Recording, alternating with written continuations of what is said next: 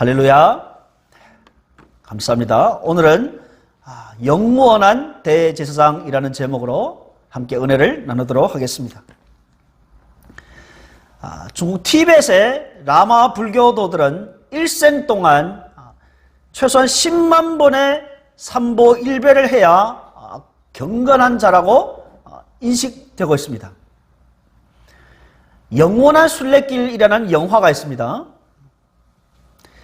티벳의 작은 마을에 있는 이 불교도 11명이 2500km 멀리 떨어져 있는 카일라스 산이라는 성지에 이제 삼보일배하며 가고 있는 순례길을 찍은 영화입니다.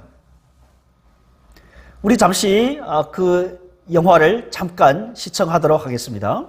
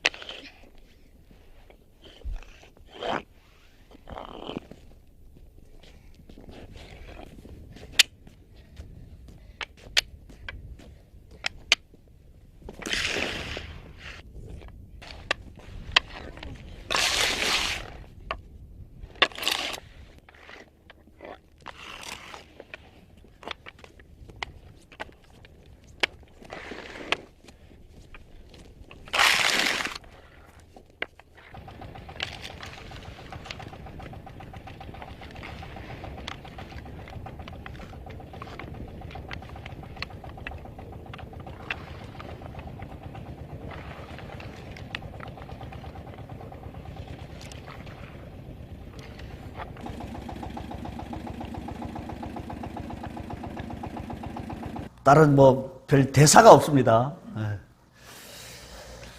이들의 이런 종교 행위는요, 겉으로 보기에는 굉장히 진지하고 경건해 보입니다. 또 많은 사람들이 여기에 박수갈채를 보내고 있습니다. 그래서 이 영화는 상도 받았고요. 이들의 이런 행위를 통해서 자신의 죄를 씻어내고 또 신과 하나가 되고 또 신에게 복을 비는 것입니다. 자, 이런 행위들을 보면요, 결국은 뭐냐면 나의 의로 구원받겠다는 것입니다. 과연 이것이 통할까요? 자, 이렇게 하는 것이 효과가 있을까요? 우리 천주교를 한번 볼까요? 1547년에 트렌트 공의회에서 로마 카톨릭에서는 오직 믿음으로만 의롭다함을 얻는다는 이 개신교의 중요한 이신칭의 교리를 정죄했습니다. 뭐라고 하냐면 오직 그리스도의 의의 증가나 죄의 사면을 통해서만 사람이 의롭다함을 의롭게 된다고 말한다면 이런 사람은 저주를 받을지어다 라고 선언을 하신 겁니다. 그러나 우리 개혁주의 일관된 가르침은요, 우리가 하나님 앞에서 의롭다함을 얻는 것은 나의 의가 아닌 오직 전적으로 그리스도의 의를 통해서입니다. 아멘. 그러면 오늘 우리 말씀을 통해서 이런 열성적인 종교적 행위로 나의 의로 하나님께 가고자 하는 그런 행위들이 아무런 효과가 없음을 알게 될 것입니다. 히브리서는요, 신약 성경의 다른 서신들과는 선명한 차이점이 있습니다. 히브리서는 첫 구절부터 한결같이 예수 그리스도에게 초점을 맞추고 있습니다. 1장에서 예수 그리스도의 신분과 또 그가 행하신 일에 대한 진술로 시작을 합니다. 그리고 나서는 예수 그리스도가 천사보다 더 존귀하고 모세보다 더 뛰어나고 또 여호수아보다 아론보다 더 뛰어나다고 합니다. 또한 대제사장으로서의 그리스도를 자세하게 전하는 면에 있어서도 굉장히 두드러집니다. 그래서 성도들이 이 히브리서를 받고 있는 성도들이 예수 그리스도를 좀 바로 알아서 과거의 종교로 돌아가지 말고 끝까지 인내하며 굳건하게 예수 그리스도를 붙잡을 것을 강력히 호소하고 있는 것입니다. 자, 이러한 메시지는요, 오늘날 이 지상에 있는 교회와 그리스도인들에게도 너무너무 해당되는 말씀인 것입니다. 이미 우리는 2장, 3장, 4장에서 대제사장이신 예수 그리스도를 함께 나눈 적이 있습니다. 그런데 오늘 5장에서는요, 이 주제를, 대제사장이신 예수 그리스도, 이 주제를 좀 더 자세하게, 중요하게 다루고 있습니다.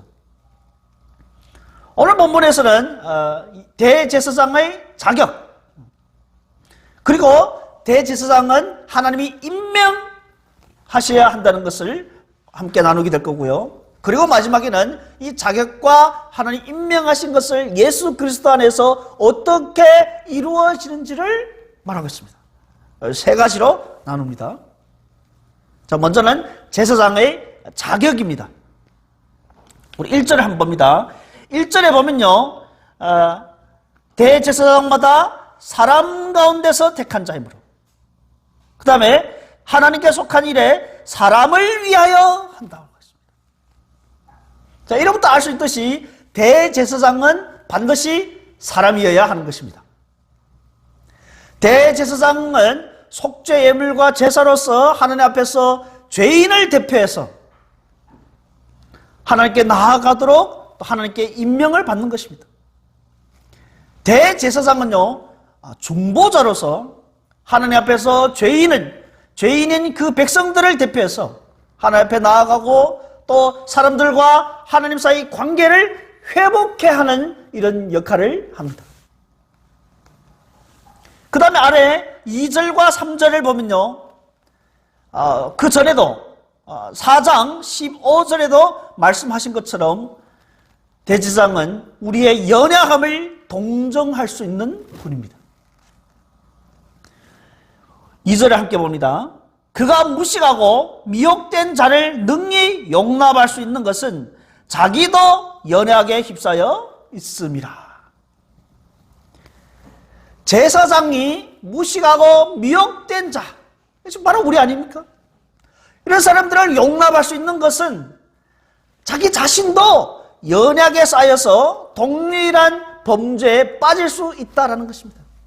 실제로 구약의 스가랴서 3장에 보면요, 대제사장 여호수아가 나오는데 여호수아가 더러운 옷을 입고 천사 앞에 섰다라고 했습니다. 대제사장 자신도 잘못할 수 있고 유혹받을 수 있고 또한 죽어서 이제 하나님 앞에 서야 하는 연약한 존재인 것입니다. 대제사장도 죄인이기 때문에 백성들을 위한 속죄 제사를 드리기에 앞서 자신의 죄를 위해서 먼저 제사를 지내야 하는 것입니다. 그리고 나서 이제 백성들을 위한 속죄 제물을 드리게 됩니다. 자, 인간 대제사장은요, 이렇게 죄인이기 때문에 백성들의 연약함을 동정하는 데는 좀 불완전합니다. 또 대제사장도 언젠가는 죽기 때문에 우리를 위해서 동정하고 또 긍휼히 여기주는 그런 마음, 백성들을 위해서 중보하는 사역, 이 모든 것들이 어떻게 해요? 제한되어 있습니다. 하지만 예수님은 하나님의 아들로서 죄를 짓지 않았으므로 그분은 완전한 대제사장이신 것입니다. 그분은 영원한 대제사장이십니다.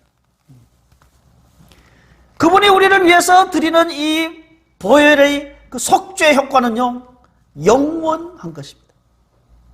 그래서 오늘 제목을 영원한 대제사장이라고 했습니다. 신약성경에서 예수님의 신성을 종종 강조를 합니다. 예수님이 하나님의 아들이라는 것을 히브리서 1장에서도 강조하고 있습니다. 그런데 오늘 여기에서는요, 예수님의 인성에 대해서 강조하고 있는 것입니다. 여러분, 왜 예수님이 사람이 되셔야만 했을까요? 그것은 바로 우리를 대표해서 제사장직을 감당하기 위해서입니다. 우리를 대표하기 위해 그분은요, 우리 가운데 있는 한 사람과 같이 되어야 할 것입니다. 또 우리의 연약함을 동정하기 위해서 우리와 같은 그 고난, 어려움, 고통을 경험해야만 했습니다. 만일 그리스도가 천사를 구원하기 위해서 오셨다면 그분은 천사가 되어야만 했습니다. 근데 사실은 예수님은 죄인을 구원하러 오셨기 때문에 인간으로 오신 것입니다. 자, 이 부분은요, 히브리서 2장 17절에서도 잘 설명해주고 있습니다. 우리 2장 17절 한번 보겠습니다. 여기서는 그러므로 그가 범사의 형제들과 같이 되심이 마땅하도다. 우리와 같이 되심이 마땅하도다. 이는 하나님의 일에 자비하고 신실한 대제사장이 되어 백성의 죄를 속량하려 하심이라. 그래서 2장 17절은 굉장히 중요한 말씀입니다. 꼭 표시를 해놓으세요. 여러분, 우리는 무지하고 또한 세상의 그 미혹 때문에 연약해서 하나님 앞에 종종 죄를 범하게 됩니다. 무식하고 또한 이런 세상의 그런 유혹에 미혹되는 우리는요, 우리에게 하나님께로 인도하는 이 자비로운 대제사장이 계시다는 것, 이 사실 하나만으로는요, 정말로 은혜가 아닐 수가 없는 것입니다.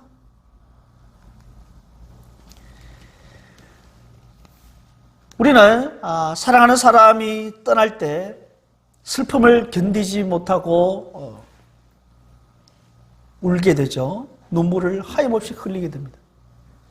예수님도 마찬가지였습니다.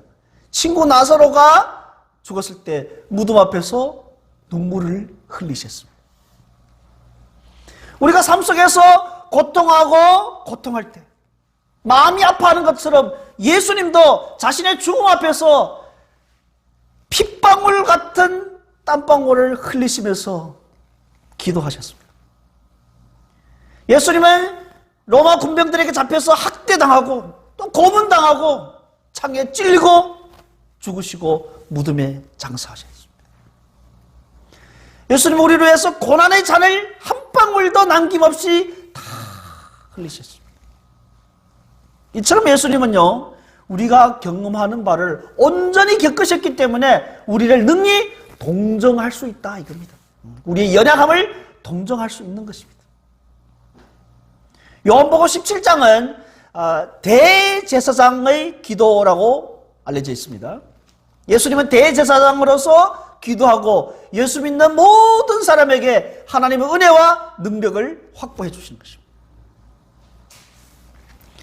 이처럼 예수님은 우리의 중보자와 대제사장이 될 자격을 완벽하게 갖추신 분입니다. 그런데 예수님은 우리의 대제사장이 될 자격만 갖추셨을 뿐만 아니라 이제 4절부터 6절을 보면요, 그 대제사장의 직무는 하나님의 임명을 받았다 이겁니다. 시온이가 이렇게 학교에서 그 전교 부회장을 이제 당선이 됐을 때 학교에서 뭘 받았어요? 임명장을 받았잖아요. 네? 임명을 했잖아요. 임명. 자, 그와 똑같은 겁니다. 예수님의 그 대제사장 직분도 하나님이 임명하신 것입니다. 여러분, 진정한 제사장은 하나님 앞에서 자신을 드러내기 위해서, 자신을 높이기 위해서 일하는 그런 사람이 아닙니다. 진정한 제사장은 개인의 출세, 개인의 성공, 인대는 상관하지 않고 오로지 하나님께 영광, 백성들을 섬기는 일을 하는 사람입니다. 그리고 이 대제사장은요, 스스로 될 수도 없고 어떤 권위 있는 사람에 의해서도 세워질 수도 없는 것입니다. 반드시 하나님의 부르심을 받은 자라야 하는 것입니다. 그런데 하나님의 그 임명을 받지 않고 제사장직을 하려 하다가 형벌을 받은 자들이 실제로 있었습니다. 민수기 16장을 보면 고라 일당이 스스로 제사장 일을 하려 하다가 결국 어떻게 됐어요? 땅이 갈라져서 그들을 삼켜버렸습니다. 무섭죠? 사울 왕은 스스로 제사장직을 취하려 하다가 결국은 자기 왕위도 잃어버렸습니다. 우시야 왕은 성전에 들어가서 분향하려다가 그거 어떻게 됐어요? 나병이 들었습니다. 죽을 때까지 나병 환자가 됐습니다. 자, 이렇게 하나님의 소명과 그 임명을 받지 않고서는 하나님의 제사장이 될 수 없는 것입니다. 그런데 이스라엘 역사상 보면요, 하나님의 부르심이 없이 대제사장이 된 사례들이 많이 있습니다. 특별히 예수님 그 시대 당시에는요, 대제사장은 헤롯 왕가가 정합니다. 그리고 로마 총독에 의해서 대제사장이 임명되는 것입니다. 그래서 이 때문에 소위 경건하다고 하는 사람들이 야, 이 세상이 다 너무 썩었다. 그래서 그들은 세상을 도피해서 사해 근처에 있는 동굴에 들어가서 은둔하며 살게 됐습니다. 그들을 우리는 쿰란 공동체라고 하죠. 대제사장은요, 하나님의 부르심을 받아야 하는 것입니다. 대제사장의 그 종기는 아무나 스스로 취하지 못합니다. 이게 말씀처럼, 사절의 말씀처럼 아무도 스스로 취하지 못하고 오직 아론과 같이 하나님의 부르심을 받은 자라야 하는 것입니다. 예수 그리스도는요, 이처럼 스스로 대제사장이 된 것이 아니라 하나님의 부르심을 받아서 대제사장이 된 것입니다. 하나님이 임명을 하셨는데 이분은 아론의 계열의 그 대제사장이 아니라 그보다 더 뛰어난 멜기세덱의 반차를 따르는 대제사장이 되신 것입니다. 여러분, 우리는 무엇을 근거로 예수 그리스도의 십자가 죽음이 우리 죄를 속죄했다고 믿습니까? 그것은요, 하나님이 임명하셨고 또 그에 따라서 그리스도가 또 직무를 행했기 때문인 것입니다. 예수님이 왜 우리 죄를 위한 제물로 자신을 바쳐지고 그 자신이 흘린 그 보혈을 가지고 하늘 보좌에 들어가셨습니까? 그래서 하나님이 그리스도를 우리의 대제사장으로 임명하셨기 때문입니다. 또 하나님은 어째서 그리스도가 우리를 위해서 기도하는 그 기도를 들으십니까? 그 이유는 하나님이 그리스도를 그 일에 임명하셨기 때문인 것입니다. 우리의 대제사장으로서 그리스도는 우리 구원을 위한 하나님의 뜻과 명령을 온전히 이루신 것입니다. 이러한 사실을 오늘 본문에서는요, 구약에 있는 시편의 두 구절의 말씀을 인용하면서 그것을 증명합니다. 첫 번째는 5장 5절에 나오는 말씀인데요, 너는 내 아들이니 내가 오늘 너를 낳았다. 자, 이것은 시편 2편 7절 말씀을 인용한 것입니다. 두 번째 인용한 것은 6절에서 네가 영원히 멜기세덱의 반차를 따르는 제사장이라 하셨습니다. 이것은 시편 110편 4절 말씀을 인용한 것입니다. 첫 번째 인용구는 이미 1장 5절에서 히브리서 1장 5절에서 나왔죠. 그리스도가 하나님의 아들이고 만유의 상속자라는 것을 공적으로 선언하고 확증했습니다. 그리고 또 사도 바울은요, 예수님의 부활을 증거할 때 이 말씀을 인용했습니다. 예수님 부활과 연결시켰습니다.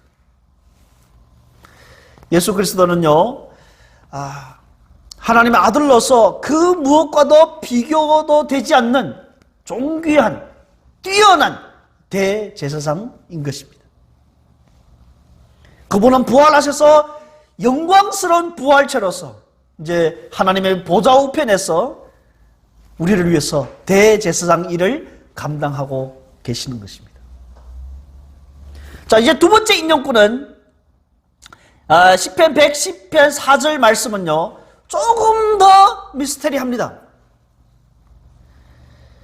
여기에 멜기세덱이라는 이름이 나오는데, 자, 이것은 창세기 14장에서 처음으로 등장하죠. 그리고 나서 이제 히브리서에서는요, 총 10번이 등장합니다. 멜기세덱의 이름이. 그런데 이 히브리서에서 오늘 우리의 본문에서 처음으로 등장하게 됩니다. 창세기 14장에서 멜기세덱은 살렘 왕이요, 지극히 높으신 하나님의 제사장이라고 소개합니다. 동방아 연합군이 쳐들어와서 아브라함과 이제 전쟁을 했는데, 조카 롯 때문에 전쟁을 해서 이제 아브라함이 승리를 해서 이제 돌아오는 그 길에 이 멜기세덱 왕을 만나게 된 것입니다. 그래서 전쟁에서 취한 그 전리품들을 10분의 1을 멜기세덱 왕에게 예물로 바쳤죠. 그리고 나서 이제 멜기세덱 왕이 나타나지 않습니다. 1000년이 지난 시편 110편에서 잠깐 등장하게 됩니다. 시편 110편은요, 메시아를 예언하는 그 시인 것입니다. 그리고 110편 이후로 또 멜기세덱 왕의 이름이 등장하지 않습니다. 얼마나 오랜 세월이 지나면 거의 2000년이 지나서 이제 히브리서에서 등장하게 되는 것입니다. 그리고 이제 오늘 본문이 지나서 5장 11절 보면요, 멜기세덱에 관하여는 우리가 할 말이 많으나 너희가 듣는 것이 두나무로 설명하기 어려우니라. 그래서 좀 미스테리하다는 겁니다. 멜기세덱에 대해서는 앞으로 이제 또 계속 나오게 되겠지만, 여기에서의 요점은 이겁니다. 시편 2편 7절 말씀에 인용한 것은 다윗 왕과 같은 이 메시아, 이것과 시편 110편 4절에 있는 대제사장과 같은 메시아를 서로 연결시키는 것입니다. 자, 이런 의미에서 예수 그리스도는 굉장히 독특한 대제사장인 것입니다. 예수 그리스도는 하나님께서 특별하게 불러서 세우신 하나님의 아들이요 왕이면서 대제사장인 것입니다. 이 인용문 두 개, 시편 2편 7절과 110편 4절 말씀은요, 그리스도께서 대제사장이 된 것은 여기에 5절 말씀처럼 스스로 영광을 취하려고 된 것이 아닙니다. 하나님의 임명을 받아서 된 것입니다. 하나님의 임명을 받아서 대제사장이 됐다는 이 사실은요, 우리의 구원에 대한 확신에 굉장히 영향을 미치게 되는 것입니다. 우리가 세상에서 고난을 받을 때, 세상에 있는 여러 가지 유혹들이 닥쳐올 때, 그래서 우리가 연약할 때, 믿음이 흔들릴 때, 여러분 기억하십시오. 예수 그리스도가 우리의 대제사장으로 하나님께 임명받았다는 이 사실. 그리스도는 이미 우리의 죄를 위해서 죽는 일을 다 완수하셨습니다. 그리고 우리를 위해서 자신의 그 희생의 보혈을 드리기 위해서 하늘 보좌에 들어가셨습니다. 이제는 거기서 우리를 위해서 섬기는 제사장으로서 보좌 우편에 앉아 계셔서 우리를 위해서 기도하시고 우리를 위해서 중보하시고 우리의 믿음이 자랄 수 있도록 하늘의 만나를 내려주시는 것입니다. 여러분 잘 생각해 보십시오. 이게 얼마나 기쁜 소식입니까? 이것보다 더 좋은 소식이 어디 있습니까? 이것이 복음이 아니고 무엇이겠습니까? 이러한 사실을 깨닫는다면 우리가 어떠한 고난을 당하더라도 어떤 유혹이 오더라도 연약하고 흔들리더라도 우리는 능히 그분만을 바라보면서 우리는 참고 견디며 그분만을 따라갈 수 있는 것입니다. 이것이 성도의 견인이 아니겠습니까?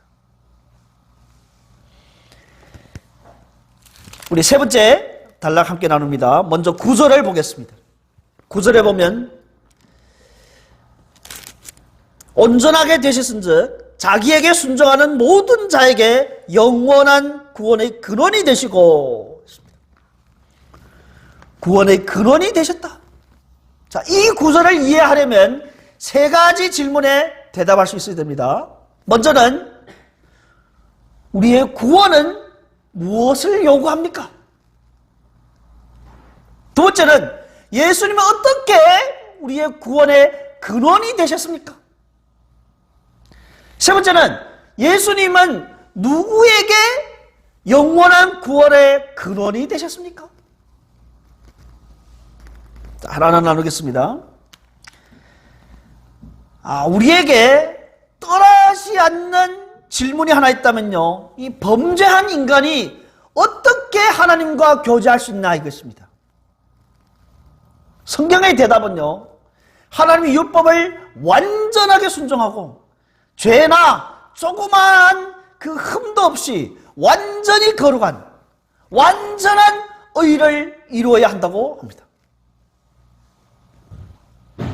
부자 관원이 예수님께 다가와서 질문합니다. 선생님이요, 내가 무슨 선한 일을 해야 영생을 얻을 수 있습니까? 예수님이 이렇게 말합니다. 네가 생명에 들어가려면 계명을 지키라. 계명들을 지키라. 율법 교사도 예수님께 와서 똑같은 질문합니다. 선생님, 내가 무엇을 해야 영생을 얻을 수 있겠습니까? 예수님이 다시 질문해요. 율법에 뭐라고 기록되어 있느냐? 그러니까 율법 교사니까 너무너무 잘 알 거 아니에요? 이렇게 대답합니다. 네 마음을 다하며 목숨을 다하며 힘을 다하며 뜻을 다해서 주 너의 하나님을 사랑하고 또 내 이웃을 내 자신과 같이 사랑하라 라고 되어 있습니다. 예수님 말씀합니다. 그래, 네 대답이 옳도다. 이를 행하라. 그리하면 살리라.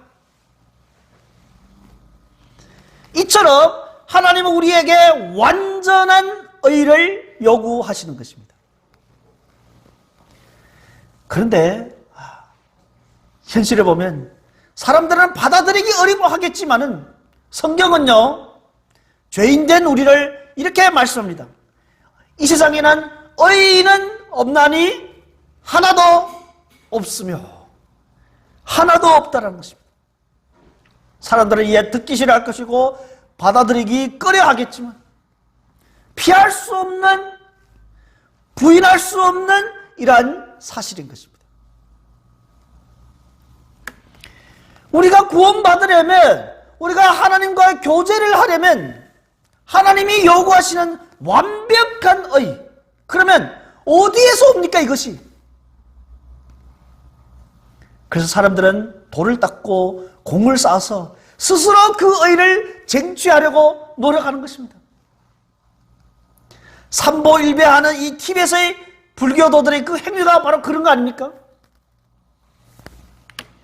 하나님 앞에 범죄한 우리는요, 아무리 발부동 쳐봐야 범죄의 늪에 점점 깊이 빠져들 수밖에 없는 것입니다.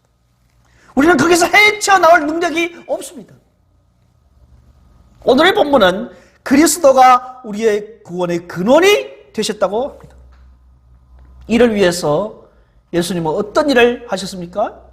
7절을 한번 봅니다. 7절을 보면 그는 육체에 계실 때 자기를 죽음에서 능히 구원하실 이에게 심한 통곡과 눈물로 간구와 소원을 올렸고 그의 경건하심으로 말미암아 들으심을 얻었느니라. 이미 4장 14절부터 16절 그리고 5장 2절에도 나와 있습니다만 대제사장은 백성들의 연약함을 동정하고 용납해야 된다는 것을 나왔습니다. 근데 여기서는 이제 고난을 통한 순종을 좀 더 자세하게 다루고 있습니다.